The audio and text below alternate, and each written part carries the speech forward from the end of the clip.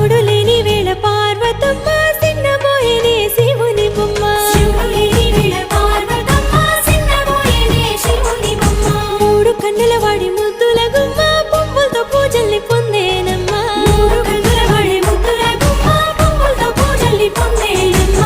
గౌరమ్మే బతుకమ్మై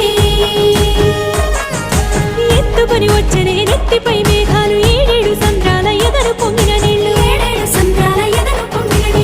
తీసుకొని వచ్చనే తిరుగుతూ వాగులు నురగలై పొంగెనే చెరువుల తూములు ఉత్తరం దక్షిణం నువ్వెక్కిపోతుంటే తంగేడు బొమ్మలు బంగారమై చూస్తే